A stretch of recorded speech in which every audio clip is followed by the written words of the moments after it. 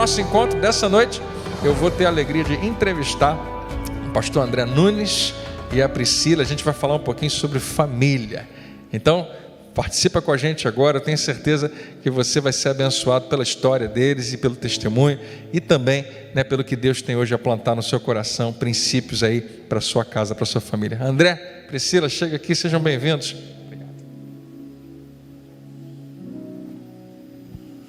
Obrigado, Marco Júnior, que nos ajudou aqui. Eu acho que eu fiquei meio longe de vocês. Espera aí, vou chegar mais pertinho aqui. Aí fica.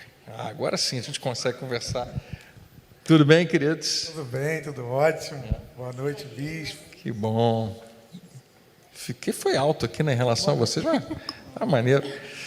Gente, que prazer ver vocês aqui, A gente participar junto. A gente, na semana passada, convidou aí o pastor Ednei e a Márcia, e eu fiz algumas perguntas para ele. A gente descobriu um pouquinho da história deles. E se você ver, tem alguns detalhes engraçados na história do pastor Ednei, que eles se encontraram num ambiente cristão, primeiro no primeiro foi num espaço lá que era gospel, tipo uma lanchonetezinha, um espaço assim. Mas depois se encontraram num bloco durante no carnaval, que segundo eles, era uma experiência bem diferente da de hoje, mas a gente pegou no pé deles, e tem uma história muito legal de vida, de crescimento na família, e eu queria aproveitar hoje e saber de vocês, contar um pouquinho da história de vocês. Eu conheço um pouquinho da história de vocês, mas a primeira pergunta que eu quero fazer para vocês, assim, a gente vai falar sobre família. O que é família para vocês? Assim? Não apenas a família de vocês, mas como nós enxergamos família na igreja. Bom, família, para mim, é o primeiro ministério mesmo. Eu entendo como sendo o primeiro ministério que Deus colocou nas nossas mãos, um grande privilégio. Família é uma base que a gente tem para permanecer aqui, é um presente de Deus. Eu entendo como um presente de Deus para a gente viver aqui nesse mundo, É onde a gente nasce, todos nós temos uma família, talvez não seja a família mais perfeita que a gente quisesse ter nascido, ninguém escolhe, mas é algo maravilhoso, é um presente, e é desafiador. Na família a gente começa tendo os desafios, mas principalmente o acolhimento, Por toda a vida, esse acolhimento maravilhoso do Senhor. É um presente de Deus para nós. Gostei da sua resposta, um presente. Presente. É exatamente como eu considero. Eu acho que hoje em dia a gente vê muita gente discordando dessa expressão. Para mim ela é tão preciosa, mas eu acho que é a grande realização do homem. Porque a gente vive num tempo onde não se valoriza tanto assim a família, muita gente, Mas eu acredito que você não consegue encontrar verdadeira realização longe, da família. O que você acha, André? Assim, primeiramente, eu quero dar aqui os meus parabéns às mamães nesse culto da noite, desejar uma boa noite para você. Eu acredito muito no que a Priscila falou, que família é o nosso primeiro ministério, é o nosso esteio, uma base de fundamento para a gente poder partir com força para trabalhar em igreja, para poder ministrar sobre a vida de pessoas, e como é de Deus uma família fundamentada em princípios, uma família com uma base sólida em princípios de valor, que Deus estabeleceu para nós. E eu acredito que Deus assim olha para a família com um carinho muito grande. Deus fez o homem para habitar em família, É desejo do coração dele. A gente vai ver isso na palavra de Deus, E Deus sabe, eu acho que Deus valoriza muito. Você vai ver, o tempo todo, tudo que Ele faz, você vê que é olhando para a família, E vocês têm uma família linda, um casal, duas meninas lá, o casal, vocês dois que eu estou falando, e mais as duas meninas, a Letícia e a Nicole, que apareceram hoje na nossa transmissão pela manhã, falando sobre Eva de uma maneira tão linda. E como é que essa história começou? Ou seja, como é que vocês se conheceram? Porque hoje você olha para trás e vê tanta coisa, As duas meninas crescendo. Mas você lembra como é que essa história começou? Todo mundo tem uma história interessante para contar de como se conheceram. Como é que é a história de vocês? Para o pessoal conhecer também. A minha história começou ele correndo atrás de mim. Não, brincadeira. Assim, eu vim de uma outra igreja e fui para a Igreja Batista do Campo dos Afonsos, e lá eu conheci o André, né? E quando eu cheguei lá, muitos conhecem a história do André, que ele não era cristão antes, né? E eu conhecia ele, um jovem da igreja, mas nunca tinha me atentado para ele. Até que um dia uma menina chegou para mim e falou assim: olha, você pode namorar qualquer um, menos o André. Porque tudo que você precisava ouvir. Porque o André, ele namora as meninas e diz que quer casar e depois faz as meninas sofrerem. A gente conhece o tipo. Porque ele tinha o desejo de casar, né? Depois ele conversando comigo falou isso, que ele tinha o desejo de casar, e realmente ele conversava com as meninas e falava: olha, eu quero namorar para casar. E às vezes a menina namorava, não dava certo, falava: ele falou que ia casar comigo e não casou. E aí a menina falou: não faz isso. Só que foi o contrário, né? Parece que falar assim, não faz, aí que eu comecei a olhar para ele com um olhar diferente. Mas assim, eu olhava e falava: não quero namorar esse menino. O André tem que agradecer a pessoa que falou isso, né? Mas assim, aí o que aconteceu? Em especial, eu acho que não sei se eu fiquei com isso na minha cabeça, e eu tive 7 sonhos com ele, que eu estava... 7 sonhos. Você contou? Sonhos. Não, foi porque eu nem observava muito ele, aí eu tive um sonho, eu achei que é porque a menina tinha falado isso. E o sonho sempre era o mesmo, que ele estava como se fosse numa areia movediça e eu vinha e puxava ele, como se fosse num sítio, né? E assim, o primeiro sonho, eu achei que era a coisa mais normal do mundo. O segundo sonho, do terceiro sonho em diante, eu já comecei a ficar assim: meu Deus, tem alguma coisa esquisita acontecendo. Por que eu estou sonhando com esse menino? E aí teve um menino, que inclusive foi nosso padrinho de casamento, que ele chegou e eu acho que ele queria me pedir para namorar. E eu falei assim: puxa, eu não queria que ele me pedisse para namorar, porque eu não estava correspondendo a ele e gostava demais dele. Mas aí eu peguei ele me levando para casa, que eu morava longe da igreja. Aí ele falou alguma coisa assim. Eu falei assim: eu queria te contar uma coisa. Aí ele falou: o quê? Eu falei: eu estou tendo um sonho com um rapaz. E aí ele falou assim: é com o André, né? Eu não sabia por quê. Ele falou: como você sabe? Eu fiquei toda vermelha. Como você sabe? E foi algo... Dom espiritual, né? Palavra de conhecimento. E aí, quando ele falou isso comigo, eu falei: foi mesmo, eu não sei como você sabe. Mas eu acho que é porque as meninas gostavam dele.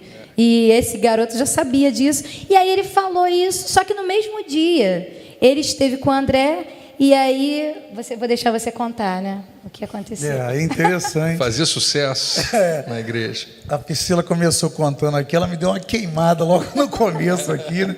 Que a minha fama não era boa. Então, deixa eu explicar. Eu sou oriundo da Assembleia, não me vivi o tempo todo fora da igreja. Até 16 anos, minha mãe me criou ali participando da Assembleia. Eu tocava na banda da Assembleia. Só que na Assembleia de Deus, infelizmente, não tive uma experiência genuína com Deus. E voltei, depois de um tempo de afastamento. Foi daí, então, meu testemunho, que eu conheci a Playhouse e frequentava esse lugar aqui aos domingos.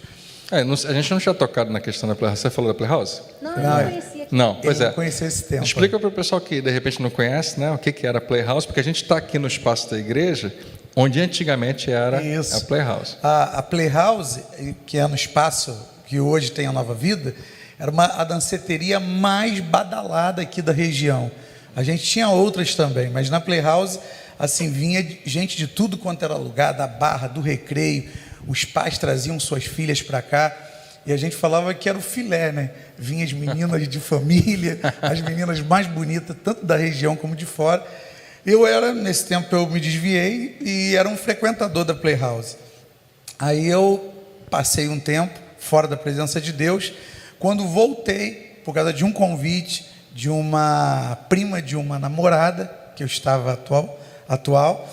E quando eu cheguei na Igreja Batista do Campo dos Afonso, onde eu fiquei 20 anos lá, eu assim tive uma conversão genuína com Deus.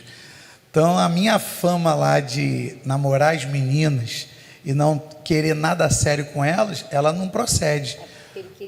Na realidade, ele falava que queria casar. E aí, namorava, não dava certo. Era uma fama negativa que eu carregava, porque eu queria uma menina que amasse a Deus numa intensidade legal, assim, de ver Deus na vida dela. Então, eu tentava com algumas meninas. Eu era da equipe de louvor, muitos anos. Eu fiz 3 gabinetes de puxão de orelha. O pastor falava para mim: André, não pode namorar as meninas. E daqui a pouco largar, e daqui a pouco já está namorando o outro.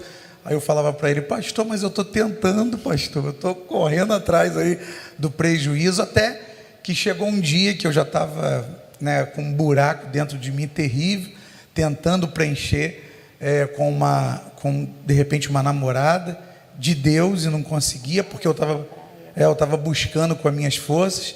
Isso, ela já tinha tido os sonhos, já tinha falado para esse meu amigo, tinha que contado, acho que no dia anterior, né? Isso, ele era muito próximo.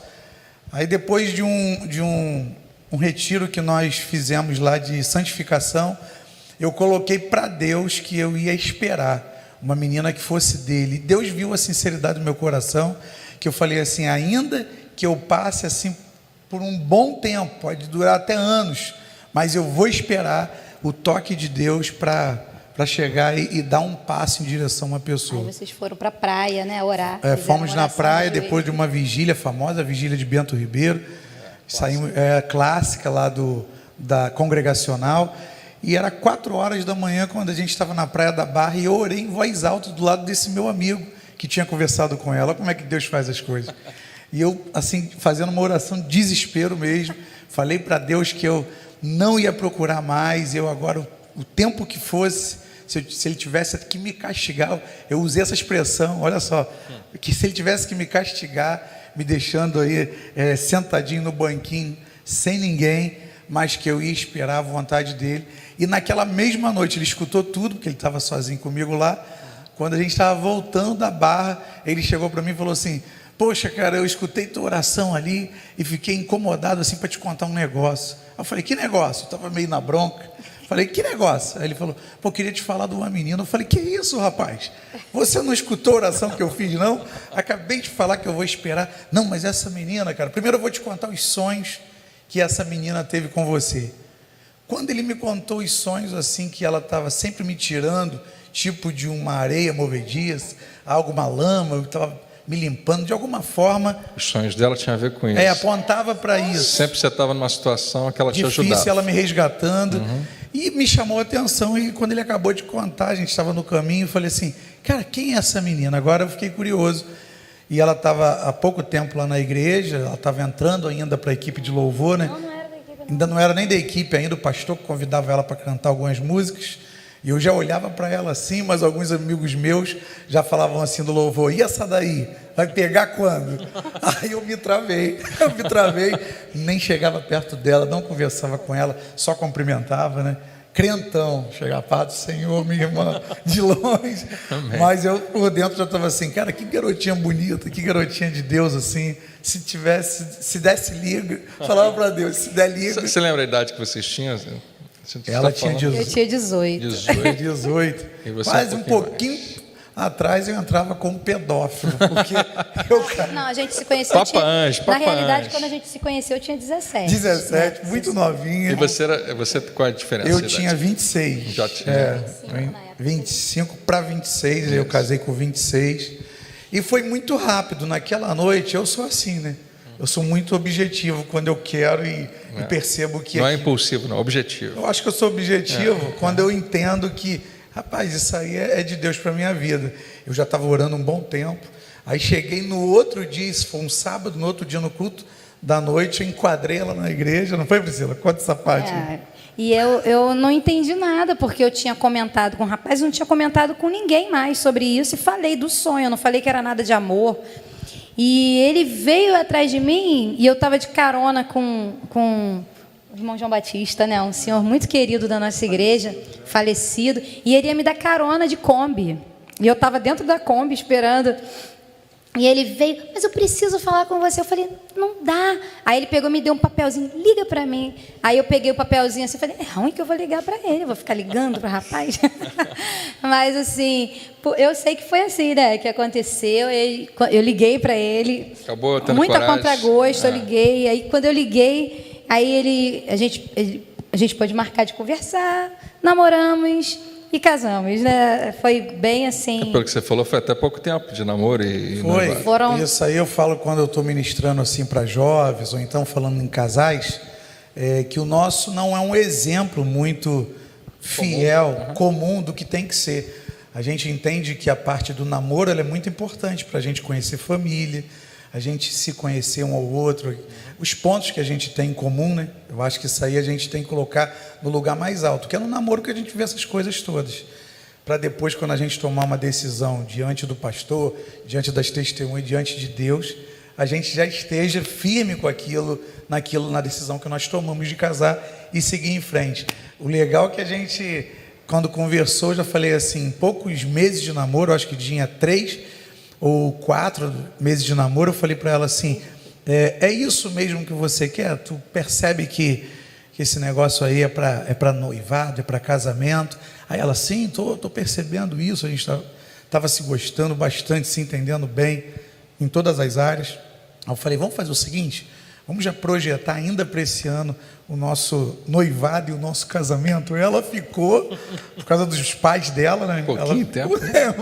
A gente começou... Você achou que ele era maluco ou só muito corajoso? Não, eu achei maluco mesmo. Mas assim, foi uma circunstância, né? A gente orou a Deus, que eu falei, não, eu não posso nem falar com meus pais antes de orar. A gente orou, a gente fez até um jejum para saber se era a vontade de Deus mesmo, para compreender. E eu falei, tá bom, estou contigo nessa. E é aquilo que a gente, outro dia estava até conversando. Muitas vezes a gente toma uma decisão em sinceridade, mas a gente não tem a dimensão do que você está tomando. Essa decisão é para a tua vida toda, né? E assim, mas graças a Deus eu fiz uma oração e eu tinha essa sinceridade no meu coração. Falei, Senhor, eu estou casando, é algo sério. Eu tinha essa seriedade do que eu estava fazendo, eu sabia disso, né? E assim, mesmo sendo bem jovem. Isso, e a gente teve uma facilidade, porque tanto eu quanto o André, a gente é muito assim, transparente, a gente é muito isso que a gente é mesmo, assim, com todo mundo. Isso é bom, né? Eu não tenho assim grandes frustrações, mas ao mesmo tempo, quando a gente casou, a gente teve bastante dificuldade no primeiro mês, né, de adequação. A gente não se conhecia tanto assim. E tanto eu quanto ele, a gente teve assim um momento de falar com Deus, até assim, meu Deus, como que a gente casou e agora? Mas eu lembro que eu falei com Deus assim, Senhor, eu não tinha dimensão de como ia mudar. Para mim era muito difícil, que eu me casei com 18 para 19 anos. E o pessoal me chamava de senhora. Eu falei, meu Deus, eu sou senhora onde? E para mim foi bem difícil. Eu casei, eu tinha saído do emprego. E aí fiquei um mês em casa, longe dos meus pais. Eu estranhei demais. Aí logo eu casei em novembro e em janeiro eu comecei a trabalhar. Mas aqueles meses foram muito difíceis, porque eu trabalhava e uns 15 dias antes de casar eu saí do emprego. Então eu estranhei mudança de casa. Muito radical tudo. Muito radical, muito radical. Deixa eu falar um pouquinho disso aí. Essa é a pergunta que eu quero fazer justamente, porque eu conheço vocês há um pouco, quase 10 anos. Né? E é interessante, se alguém me perguntar sobre vocês dois, eu ia falar isso. Né? Eu percebo transparência nos dois, tem uma liberdade muito grande com as pessoas, são pessoas bem-humoradas.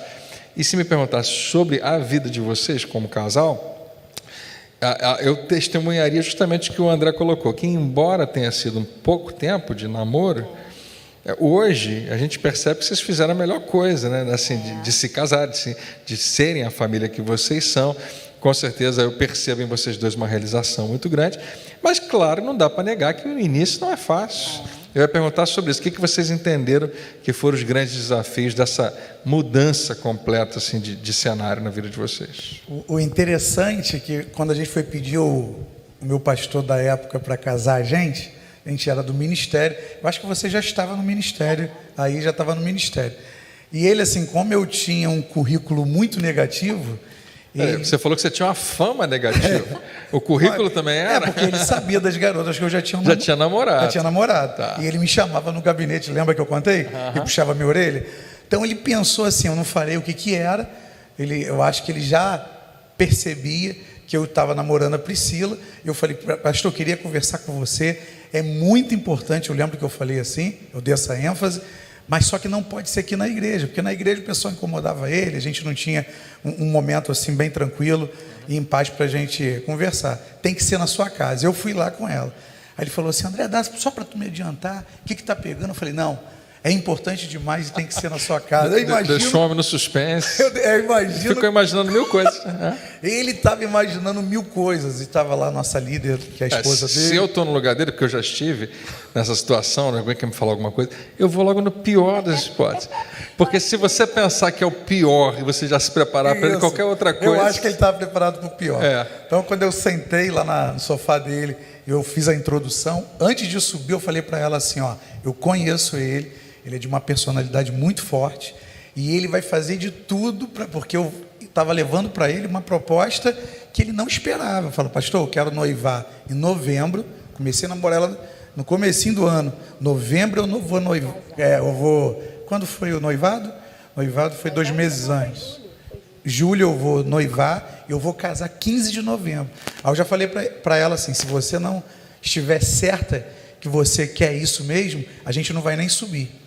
Na porta a gente combinou isso, porque ele vai vir com o arsenal dele, forte para cima de mim, desconstruindo vocês, tudo. né? Pensando em vocês. Não, o cuidado dele, ele tinha um currículo negativo meu, né?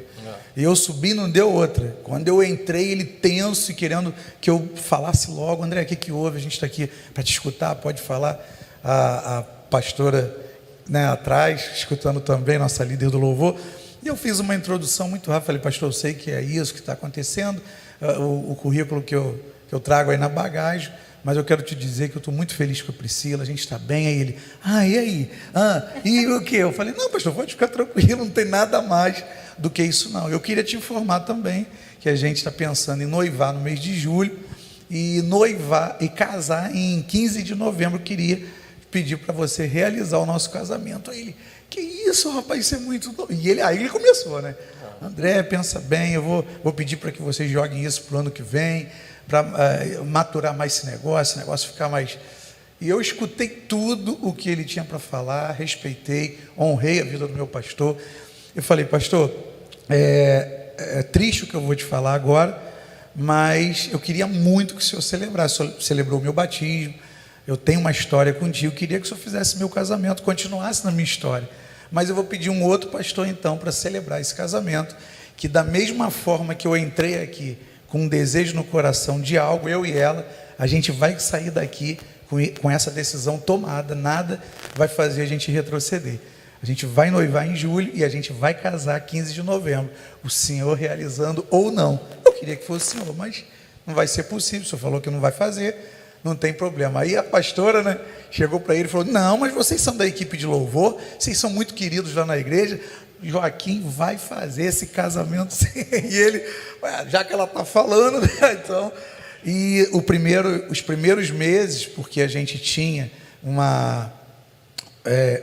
teve um casamento muito rápido, a gente não se conhecia. E a Priscila ficou muito chata nos 3 primeiros meses. Ele também, né? A Priscila foi demais. Só pode ter sido ela, né, o problema. Só pode ter sido ela, porque eu saía para trabalhar. Ela saiu do emprego, ficou em casa. E quando eu chegava, ela me sugava e eu queria... O homem tem essa caixa do nada que o Cláudio Duarte gosta de falar, né? Eu chegava, queria dar uma tranquilizada. Eu ainda não tinha desvinculado ainda da minha vida de solteiro. Eu tinha muitos amigos e eu morava perto de muitos amigos. Eu queria chegar em casa, trocar de roupa, ir para a rua, conversar com eles. Nenhum dos dois tinha se desvinculado, né? Para ela também a transição foi muito forte. Só que agora ela só tinha você, né? E a gente começou a ter crise, começou a arranhar. Até que um dia, isso devia ter uns 3 meses de casado, eu subi o monte, olha só, desesperado. Porque eu achei... Literalmente, você foi no monte. Literalmente, eu fui para o monte. Achei que era código para alguma coisa. Não, porque eu estava em crise e eu fui pedir a Deus, eu não queria nenhuma influência de pessoas. de amigos do trabalho, de amigos que poderiam me dar um conselho assim: ah, cara, não deu certo, separa, divorcia. Dentro de mim eu tinha aquilo, é para todo sempre, casamento é para toda a vida. E eu fui falar com Deus, e saí um pouco de cena, subi o monte. Me lembro que eu fiquei sozinho, não quis ir com ninguém. Minha oração com Deus foi o seguinte: Senhor, eu não me casei para divorciar, eu não quero carregar isso no meu histórico. Eu, dentro da minha humanidade, eu acho até que eu não amo mais a Priscila. Esses 3 meses eu fiz uma leitura que ela está insuportável, eu não quero passar o resto da minha vida com ela. Mas se tem uma oração que eu queria que o Senhor atendesse aqui, é que o Senhor derramasse um amor sobrenatural na minha vida por ela, que eu começasse a olhar ela de maneira diferente daqui para frente, porque eu te confesso que eu estou fechadão. André, é tão importante você falar isso, você não faz ideia, porque tem gente que não tem coragem de contar o que você está contando, mas é a pura verdade, né? Esse momento, que é um momento, assim, que quase todos os casamentos passam, muitos passam, e que a gente encara como se fosse o fim da vida, o fim da história, mas é um momento que você foi muito sincero em dizer: o que eu estou sentindo é isso, mas eu acredito que Deus pode transformar. E você vê quantos anos se passaram e hoje vocês têm uma história sensacional. Mas eu cortei você, era só para te dizer assim, como eu acho que, porque a gente tem um monte de gente, se tem uma coisa que deixa um pastor frustrado, e eu falo isso com imensa consideração por todos os casais que eu já realizei um casamento, e pelos todos os casais da igreja, mas não posso esconder, é frustrante, é doloroso quando a gente vê um casal se separando, ou pensando em se separar, ou tendo uma crise que tem um potencial de levar para uma separação, porque justamente acontece isso. E eu vou falar agora aqui, olhando para uma câmera, que é essa daqui, né? Que se você está casado, possivelmente, ou você já passou, ou você vai passar por momentos assim. E eu vou te deixar uma coisa que eu creio que é de Deus: não tome uma decisão que vai durar para a sua vida inteira por causa de um sentimento que você está tendo agora, que é temporário, né? Isso também passa, mas a aliança, né, que você estabeleceu diante de Deus é um plano maravilhoso que Ele tem para você, você não pode abrir mão, como é o caso do André. Legal. E eu estava com um divórcio em potencial para nascer na minha história. Em 3 meses. Em 3 meses, porque eu não estava sentindo, né? O amor entre marido e mulher não é sentimento, é decisão.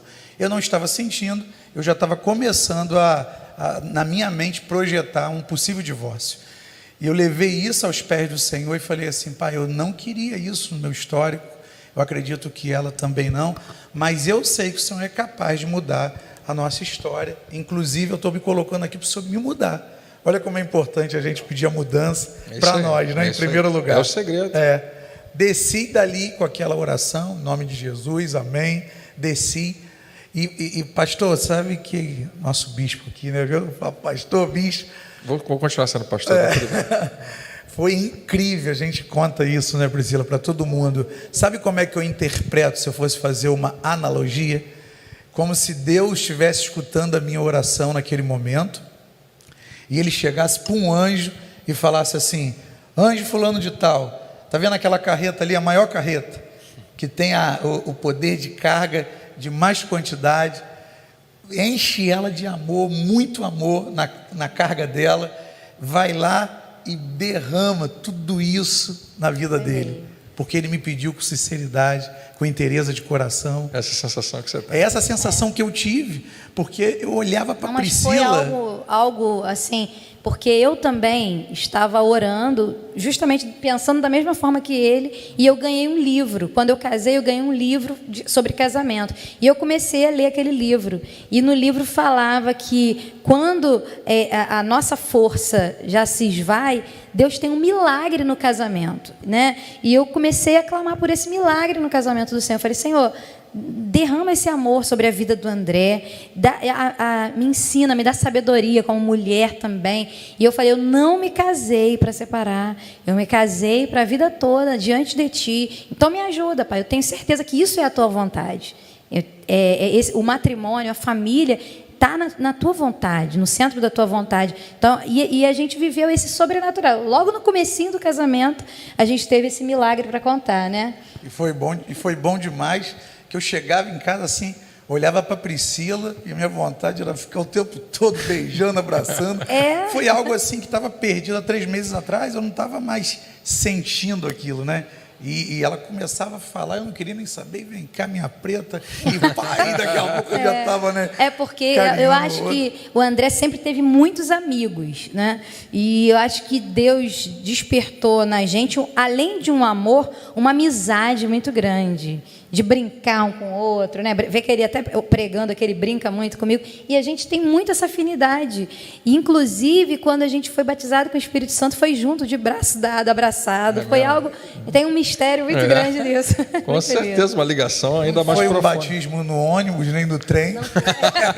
Mas foi em casal. Foi numa nova vida. Foi numa nova vida de Botafogo. Não, foi da Tijuca. Não Tijuca, nova vida da Tijuca.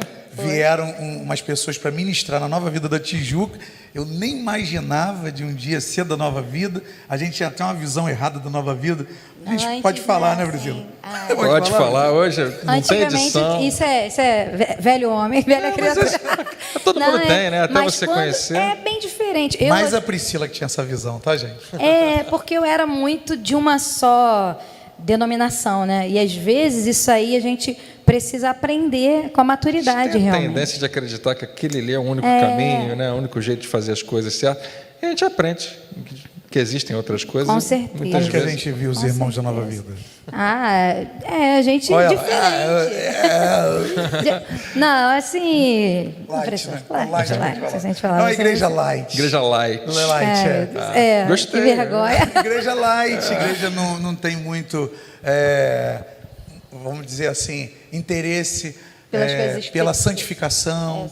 A gente já estava muito focado na igreja que a gente estava na Batista, estava falando muito sobre o Espírito Santo, sobre essa nova criatura, sobre a santificação.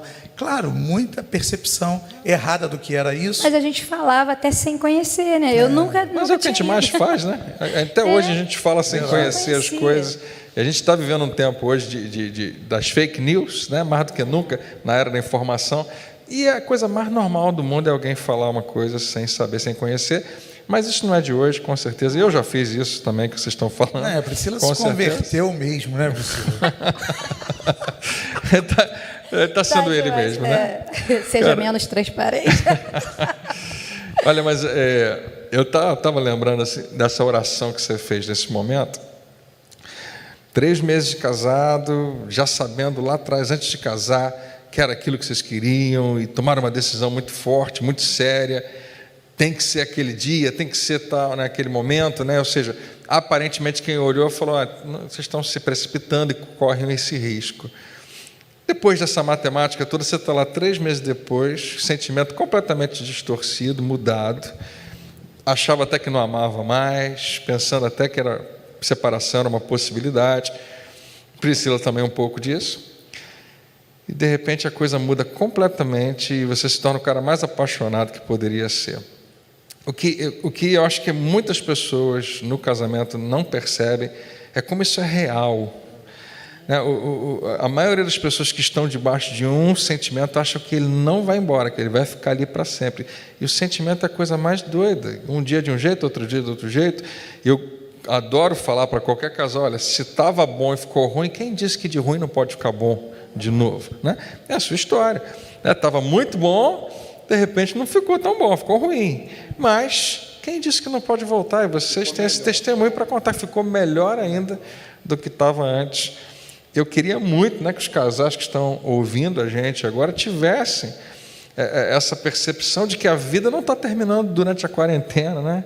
Que o casamento não é o que você está vendo agora, ele tem uma linha do tempo muito mais longa, né? E tem muita coisa que para acontecer. Eu estou muito animado na minha expectativa do que o meu casamento ainda vai ser. Esse ano eu faço 25 anos de casado e outros têm mais 25 aí no mínimo pela frente, talvez um pouco mais. E o que isso pode ser, né? Pode ser muita coisa, mas uma coisa é certa: eu não posso determinar o futuro por causa de um momento na minha vida. Pastor, eu tenho algumas experiências assim de casais que eles estavam assim na beira do precipício.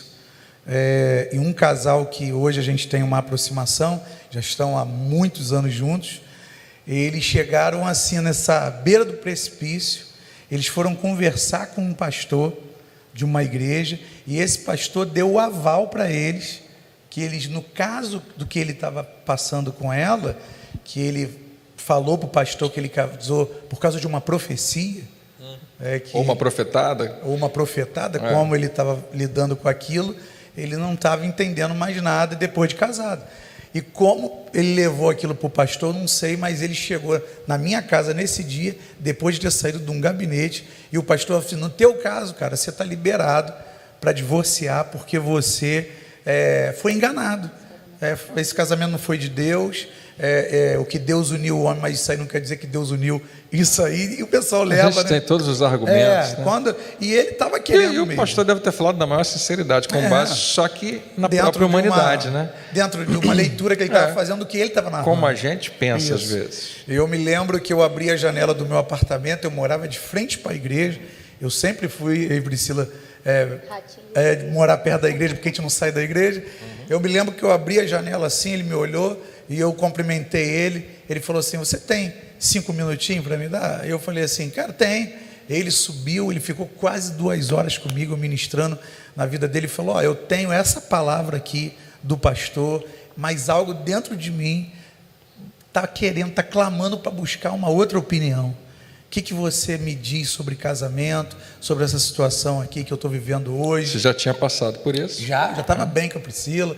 Ele tinha o meu casamento com a Priscila como uma referência para ele. Isso já devia ter uns 6 anos de casado. Eu já estava 6 anos de casado, não tinha a Vitória ainda, mas a gente estava muito bem. E eu falei ali: cara, olha só, foi o que você acabou de falar aí. Quem disse que começou errado, mas não pode dar certo? Se você convidar Deus para entrar no teu casamento, fazer uma oração tipo que essa que eu fiz lá no monte, de desespero mesmo: Senhor, eu não quero divorciar, faz em mim algo novo, me dá aquilo que eu não tenho, eu sei que o Senhor pode fazer, o Senhor é o Deus do impossível. E ele ficou olhando para mim assim, era totalmente contrário. Não estou me colocando aqui como melhor, na época eu não era pastor, eu não estou me colocando aqui, o meu conselho foi melhor do que o do pastor, não é isso, mas eu acho que algo dentro dele estava querendo escutar: cara, nem tudo está perdido, você pode ter uma decisão de entregar isso na mão de Deus, não determinar que vai acabar, você vai botar os papéis para correr, você vai divorciar, entregar na mão de Deus e esperar o que ele pode fazer na tua história. Amém. Pastor, sem brincadeira, esse rapaz saiu de lá, falei com a Priscila também, que Priscila se coloca à disposição para ministrar na vida dela. Eles entenderam e aceitaram, e eles já estão vários anos juntos. Eles estão no ministério, ele está pastoreando a igreja, o filho deles é da equipe de louvor, e eles estão felizes assim no casamento e abençoando outros casais. Que tremendo. Olha aí, por causa de uma decisão de não parar por ali e achar que era o fim.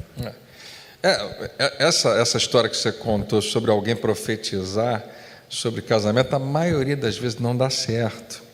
É que, na verdade, a gente acha, que... Eu não vou questionar quem acredita ou não acredita. Claro que a Bíblia nos convida a não desprezar as profecias, mas diz que a gente deve julgar sempre, e ver se você vai encontrar ali a base, na própria palavra de Deus, na confirmação de quem Deus é. Mas nesse caso é interessante, seja ou não seja, porque sempre vai ter questões do casamento. Não precisa ser uma profecia, não precisa ser uma falsa profecia, seja o que for. Começou, casou, sempre vai ter desafios, mas essa decisão de permanecer firme, de dar esse clique dentro dele, porque resolveu, tinha algo dentro dele incomodando, eu preciso ouvir um pouco mais. Era o Espírito Santo que estava dizendo para ele, em algum nível ali: olha, você está com uma decisão, mas será que é a única opção que você tem? Será que não tem algum outro caminho? E dessa abertura tão importante, que ele se deu, e Deus ali poder falar com ele, eu acho isso maravilhoso. Já são 3 ou 4 vezes só na nossa conversa que a gente está falando sobre essa questão de que a história não termina só porque a gente está sentindo alguma coisa, tem muita coisa ainda pela frente. Eu acho que Deus está querendo que alguém ouça isso hoje, que o que você está vivendo nesse momento não é o fim, não define o que vai ser o seu casamento, a sua família.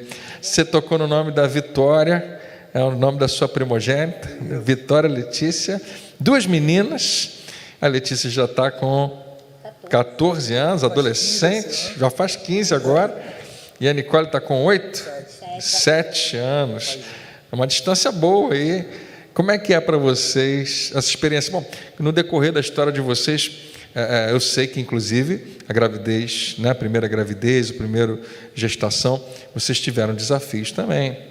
E conta um pouquinho de como é que foi a história dessa vida de pai e mãe que vocês têm, como é que ela é hoje para vocês também? A nossa história foi marcada com milagres, eu falei até com o André isso. Milagres do Senhor, milagre nessa parte do casamento. E aí, quando a gente começou a querer engravidar, ter um filho, eu demorei 3 anos para engravidar. E o que aconteceu? Eu fui encaminhada... Você demorou querendo engravidar? Eu tinha problema hormonal, aí não consegui engravidar. E aí eu fui encaminhada para um hospital Moncorvo Filho e comecei a fazer o tratamento e iria começar com a fertilização, né, trabalhar com hormônio, e eles me passaram todos os exames, e nesse período eu vim para casa, eles me passaram um exame, um beta-HCG, deu negativo, eu levei para eles, vim para casa, mas só que no exame eu não tinha percebido, e embaixo estava escrito assim, que seria legal refazer o exame, e eu não me atentei para aquilo, vim embora para casa, e nesse período eu comecei a trabalhar numa empresa, aí não dava tempo de refazer esse exame, eu deixei passar, porque muitas vezes eu pensei que estava grávida e não estava. E aí, quando eu entrei no trabalho, comecei a enjoar com o lanche que dava. Eu trabalhava 6 horas e tinha um lanche. Mas eu falei, mas esse lanche dessa empresa está acabando comigo. E tomava chá de boldo, era chá de boldo. O problema é o lanche. E aí, um dia eu fui fazer o beta-HCG e deu positivo. E quando... Refazendo aquele primeiro, fui refazendo. Não, mas já tinha passado tempo. Já tinha passado por isso. Porque eu falei assim, tá esquisito, estou muito enjoada. E mesmo assim, o meu ciclo estava vindo normalmente, então eu falei, eu não estou grávida. Gente. E aí, mas estava me atrapalhando aquele enjoo. Fiz o exame. Quando eu fiz a ultrassonografia, eu estava com 20 semanas de gravidez já. Meu Deus. Sem saber, sem perceber. 19 semanas de gravidez. Metade da gravidez? Isso. Aí eu falei assim, você já não vai fazer as ultras todas que tem que fazer. Vamos fazer já a morfológica. Fiz a ultrassonografia morfológica no dia 22, com 22 semanas. E a Letícia na outra semana. Eu descobri o sexo numa semana, na outra semana ela nasceu. Foi assim. Nasceu com 23 semanas. Então, foi algo para mim... Quando eu dei entrada no hospital, num hospital público, eu tinha plano de saúde, mas eu falei, tinha um hospital ali em Marechal, e aí cheguei ali no hospital, falei, vou passar ali mesmo, porque estou me sentindo... Eu não sabia de nada disso. Falei assim, estou me sentindo assim mal, mas é um mal-estar, devem me passar Buscopan e mandar para casa. Aí cheguei e falou assim, olha, veio um médico, depois veio outro médico, depois veio o terceiro médico, aí ele pegou e falou comigo, olha, a senhora vai ter que ficar porque a senhora está abortando. E foi assim, quando a Letícia nasceu, eles não falaram que ela nasceu, eles falaram, vem, traz um carrinho lá que ela está abortando. A Letícia chorou muito baixinho e todos os médicos falaram para mim assim, olha, a gente está preocupado com a senhora, essa criança não tem chance. Né? Porque é um feto. Hoje a gente olha e sabe que foi um parto, mas para eles era um aborto que estava acontecendo. É um aborto. Precisava fazer o procedimento. Porque naquele tempo, 23 semanas, eu não tinha quase barriga. Dela, o que aconteceu? Eu descobri que eu estava enjoada e eu emagreci. Uhum. Então, eu fiquei bem magrinha. E a barriguinha começou a aparecer com 19 semanas que eu descobri. Aí parece que a barriga dá uma inchadinha, mas magrinha. Eu era bem magrinha mesmo, da Nicole, que eu engordei bem. E eu dei entrada, colocaram a roupa de maternidade em mim, ficava aquele negocinho frouxo. E eles falaram isso pra gente, né? Eu tive que fazer curetagem, porque meu corpo não estava preparado, né? E aí, naquele dia, eu não vou contar, que é muita coisa para contar e a gente tem pouco tempo, mas uma coisa importante, que ela nasceu no sábado, e aí o André visitou no sábado mesmo, e ele mandou uma carta para mim, ele falou assim, Melry, minha mãe, entrega uma carta para ela. Naquela carta... A carta estava toda trêmula. Toda trêmula, porque ele tinha acabado de ver, né, a Letícia? E eu não podia ver, estava lá aguardando a curetagem. Hospital público, eu só fui fazer a curetagem na segunda noite. Gente. Porque eu não tinha... Para o povo entender bem, ela não tinha visto o neném. Eu não tinha. Eu fui lá e dei de cara com aquela situação. Quando eu vi aquilo, eu tomei um baque. Pequenininha demais. Tinha incubadora, Era uma mini incubadora, como se fosse uma caixa de sapato dentro da incubadora. Quando eu vi aquilo, foi tão grande o baque que eu tomei que eu tive que correr para ela poder, antes dela ver aquilo, ela está preparada. Aí continua aí. E aí ele me mandou uma carta que a gente já ministrava louvor na igreja, né? E a gente assim sempre foi muito de fé realmente, mas e sempre ministrando fé. Aí na carta estava assim: olha, Priscila, meu amor, te amo e tudo. Aí ele falou assim: a gente sempre falou muito da palavra quando está ministrando, mas agora é o momento da gente viver tudo aquilo que a gente fala cantando. Então, estamos juntos, nasceu nossa filha linda e pronto, mas aquilo ali me marcou. Até ali você não sabia que ela tinha vivido. Não, eu sabia que ela tinha vivido, mas eles nem me davam muita notícia. Aí ele ia ver... A sua expectativa era que ela não permanecesse? Ou você achava que... Não, eu achava porque eu não tinha noção, né? Então, ela nasceu no sábado, na quarta-feira que eu consegui ver, na quarta de manhã. E aí, quando eu fui ver, porque eu estava internada, na quarta eu fui ver. Quando eu cheguei, eu falei assim, eu fiquei procurando um bebezinho no berçário, com carinha de bebê. E aí falou assim, não, a sua é aquela lá do cantinho lá. Aí quando eu cheguei, eu me assustei muito, muito mesmo, porque é um feto. A pele não tem pele como a nossa pele, é como se fosse uma mucosa, é bem diferente mesmo. Sim. Aí eu me assustei. E aí, quando eu olhei para ela, mas já bateu aquele amor muito grande de mãe. Sim.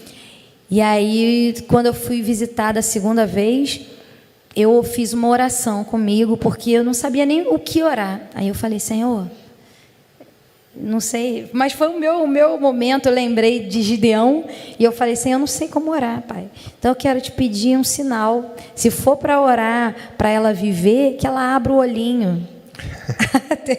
Ela abre o olhinho ainda hoje, porque eu não sei o que orar. E aí, quando ele subiu depois comigo, chegou do trabalho, ele veio, me visitou e a gente foi junto visitar. E quando visitou, aí ela, bem frágilzinha, aí ela abriu um olho assim. E aí, quando ela abriu um olho, eu fiz tanta alegria. Aí ele falou, olha, ela abriu um olho também. E ele tinha orado a mesma coisa, não foi? E aí, a partir dali, a gente falou, ela vai viver, vamos orar, vamos orar. E assim, a gente ficou conhecida da maternidade toda. Ela ficou 4 meses internada, apelidaram ela de bifinho, porque ela nasceu de 580 gramas, ficou com 470 gramas. Uma longa jornada. Até 2 meses, cada dia que a gente chegava para visitar, a gente não sabia o que encontrar. Né, assim, e os médicos, teve um médico que chegou para mim, que era o chefe do setor lá da UTI, ele chegou para mim e falou assim, filha, deixa eu te falar uma coisa, não coloca o seu coração nessa vida, eu estou te falando pela minha experiência, não coloca o seu coração muito nela não, para a senhora não sofrer, porque, aí eu falei, não doutor, mas a gente está orando, porque ela está viva. Aí ele olhou para mim e falou assim, ela está viva porque os aparelhos estão ligados, filha. Se a gente desliga aqueles aparelhos, ela não está viva. Aí eu falei, mas eu vou continuar crendo. E aí aquilo ali passou. Aí depois uma outra médica me chamou e falou assim, olha só, sua filha já é muito difícil de sobreviver porque ela nasceu dessa forma. Só que ela está com o canal aberto, que não fechou do coração. A gente vai dar 3 injeções nela durante 3 dias. Se fechar, tá bom. Agora, se não fechar, vamos ver como é que vai ser quase impossível ainda. Aí ela fez o trabalho dela, foram os 3 dias. No 3º dia ela me chamou e falou, olha, infelizmente o canal não fechou do coração, então vai ser quase impossível ela sair do respirador. Isso já no iniciozinho lá. Assim, devia ter 1 mês mais ou menos. 1 mês já. 1 mês. E cada graminha a gente comemorava. Aí um dia engordava 5 gramas, aí no outro dia perdia as 5. Aí a doutora falou assim, É porque ela evacuou. Não tem jeito, aí perdeu. Então, como era importante cada graminha para a gente. Ela depois, por esse problema de não ter fechado, ela ainda ficou tomando remédio. E aí demorava ainda mais para pegar peso. Por fim, ela com 4 meses recebeu alta para ficar em casa com todo cuidado, porque a maternidade estava superlotada, mas com 4 meses, com 1,750 kg que ela recebeu alta. Pequenininha. Né? Ela veio para casa com 4 meses, 1,750 kg. E a médica falou para mim assim: filha, eu queria muito estar te liberando um bebê Johnson. Sua filha é uma gracinha, mas infelizmente eu não estou te liberando um bebê Johnson. Estou te liberando um bebê com muito problema para ser cuidado. E assim, mas eu sei que você vai ser uma ótima mãe. E você vai cuidar bem, mas cuidadinho com ela. Ela provavelmente vai ter muita intercorrência nesse primeiro ano de vida. Ela deve ter aí pelo menos, é normal ela ter pelo menos umas 5 pneumonias nesse ano. Ela veio com bombinha, né, 2 vezes por dia, 4 nebulizações, um monte de coisa. Mas aí por dentro eu ficava assim, tá amarrado, ela não vai ter nada disso não. E para honra e glória de Deus, ela nunca teve, nunca mais foi internada, nunca mais, foi só assim progredindo. Nada, graças a Deus, Deus é bom. Deus é maravilhoso. E assim, uma semana, eu queria contar isso, porque uma semana depois, foi na visita de rotina, que foi descoberto que ela tinha um problema muito sério na visão. Ela já tinha tido uma perda total de uma, praticamente total, e já estava quase que na metade e progredindo da segunda. E aí começaram os tratamentos. Naquele momento ali, foi um momento que eu comecei a ficar com uma depressão, né? Parece que eu já estava tão desgastada de ter lutado esses 4 meses, que aí veio aquele desgaste. Né? Mas até ali, eu pude ver a mão de Deus, as palavras de Deus na nossa vida, o renovo. E assim, nesse período que ela estava internada, a gente continuou ministrando louvor, né? Com muita dificuldade. Teve um dia que eu ia ministrar o louvor na igreja à noite. Antes a gente passou na maternidade para visitar. E ela teve uma parada cardiorrespiratória na hora de eu ir para a igreja. Eu fiquei desesperada. Mas assim, eu falei, eu vou para a igreja. E como que aquilo ali nos trouxe autoridade para falar, às vezes, para trazer uma palavra de algo que a gente estava vivendo. E como que a gente aprendeu nesse tempo. Como que Deus levantou pessoas para trazerem palavras na hora certa. Né? E foi algo maravilhoso, né, amor? De Deus. Como a gente cresceu nisso. Gente, que testemunho sensacional. Como a gente cresceu nisso. Estava ela aí hoje falando, né, no vídeo, a Vitória Letícia. Um doce de menina, todo mundo ama muito ela aqui na igreja, um carinho tão grande. Já ouvi testemunho de gente que foi abençoado pelo abraço dela, pelo carinho. E ela é espetacular. Aliás, a família de vocês é muito especial, muito admirável para todos nós. Quando a gente ouve uma história como essa, aumenta ainda mais a admiração, porque vocês dois são um canal de bênção aqui na igreja, né? Vocês, como você colocou, têm autoridade até, né, para identificar o que Deus consegue fazer e faz na nossa vida. Eu quero pontuar o André, achei tão legal, porque na minha experiência contigo já aconteceu coisas semelhantes, né? Aquele rapaz que estava lá angustiado no casamento, foi te procurar depois de ouvir uma outra palavra, né? E eu acho que isso é bem seu, sabe, André? Você consegue ter uma outra visão, às vezes, que ninguém está tendo. Eu já experimentei isso, né? Já teve alguns momentos em que, em algumas situações, eu queria chutar o balde, e o André tinha uma outra visão e que chamava a minha atenção para o equilíbrio, para ajustar isso, aquilo. Então, para mim, é bom demais servir com alguém que tem essa... Eu acho que é uma coisa de Deus na sua vida, é um dom de Deus, de discernimento. Priscila, que é uma das pessoas que mais me abençoa aqui, quando está com o microfone, cantando e inspirada por Deus, ministra profeticamente para a igreja.